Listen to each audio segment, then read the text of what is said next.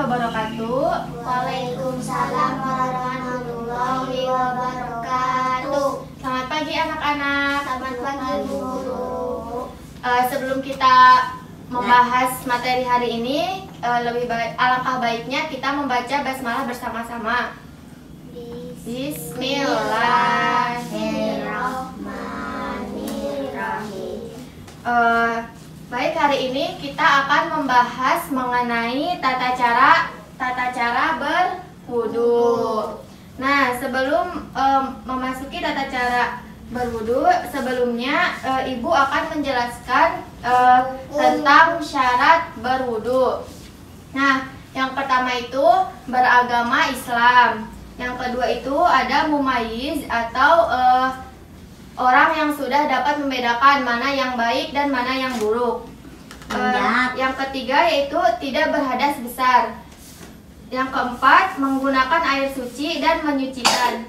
Terus yang kelima tidak ada yang menghalangi sampainya air ke kulit. Nah, kita masuk ke pembahasan mengenai rukun wudhu. Yang pertama ada niat. Yang kedua ada membasuh muka. Yang ketiga membasuh kedua tangan sampai siku. Yang keempat mengusap kepala. Yang kelima membasuh kedua sampai mata kaki. Membasuh kedua kaki sampai mata kaki. Yang keenam mengerjakan secara berurutan. Nah, iya. Terus ini ada sunnah wudhu. Yang pertama itu membaca basmalah. Yang kedua telapak tangan. Yang ketiga berkumur-kumur dan membasuh hidung. Yang keempat mengusap seluruh kepala dan membasuh telinga. Yang kelima mendahulukan yang kanan dan lalu yang kiri. Yang keenam itu membaca doa wudhu. Nah, rukun wudhu itu apa sih anak-anak? Rukun wudhu itu sesuatu yang tidak boleh ditinggalkan, harus dilakukan atau biasa disebut wajib. Jadi jangan ditinggalin ya yang 6 ini. Ya. Lalu kalau sunnah itu tidak apa-apa, tidak dilakukan juga, tidak mendapat dosa, tetapi mendapat pahala kalau dilakukan. Nah, rukun wudhu atau hal yang dilakukan, yang wajib dilakukan dalam wudhu. Yang pertama ada niat. Yang kedua itu membasuh muka. Udah tahu belum? Membasuh muka itu batasnya sampai mana? Sampai ini kulit wajah, sampai batas rambut. Ya. Terus yang ketiga itu membasuh kedua tangan sampai siku. Caranya itu dari bawah dulu ke atas sampai siku, balik lagi ke bawah. Ya. Terus yang keempat itu mengusap kepala. Nah, mengusap kepala itu harus mengenai kulit ya. Jangan hanya basah rambutnya saja. Yang kelima itu membasuh kedua kaki sampai mata kaki. Mata kaki tahu nggak mata kaki? Ini. Ya, dibasuh sampai situ ya, sela-sela jarinya juga. Nah, yang keenam itu mengerjakan secara berurutan atau tertib. Maksudnya itu harus berurutan, niat, membasuh muka, nah sampai ke sini. Jangan sesudah niat jangan langsung mengusap kepala ya, harus membasuh muka dulu berurutan.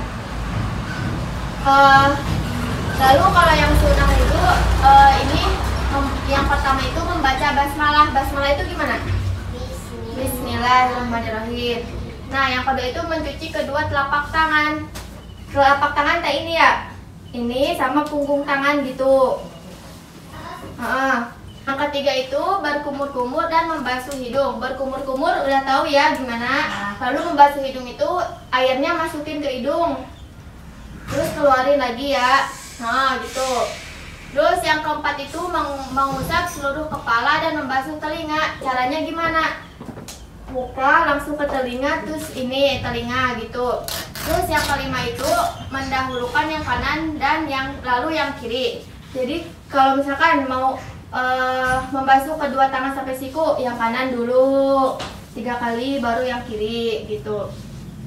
Terus yang terakhir itu sunnah yang terakhir itu membaca doa sesudah wudhu. Yang selanjutnya itu hal-hal yang membatalkan wudhu. Hal yang membatalkan wudhu itu buang angin atau biasa disebut kentut, pintar. Yang kedua itu buang air kecil. Buang air kecil itu apa? Pipis.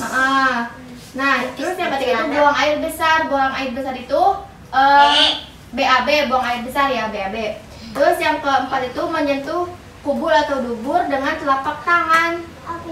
Menyentuh ini alat berak ya, gitu, alat kelamin ya. Terus yang kelima itu tidur. Kalau udah wudhu itu jangan tidur. Terus yang keenam itu hilang akal karena mabuk atau gila. Baik anak-anak, apakah sudah paham yang ibu jelasin tadi? Ya, pintar. Mungkin pertemuan hari ini cukup sampai di sini anak-anak. Jangan lupa untuk dibaca lagi ya di rumah. Anak-anak perhatikan ke depan. Alan, untuk mengakhiri pertemuan hari ini kita membaca hamdalah bersama-sama. Alhamdulillahirobbil alamin.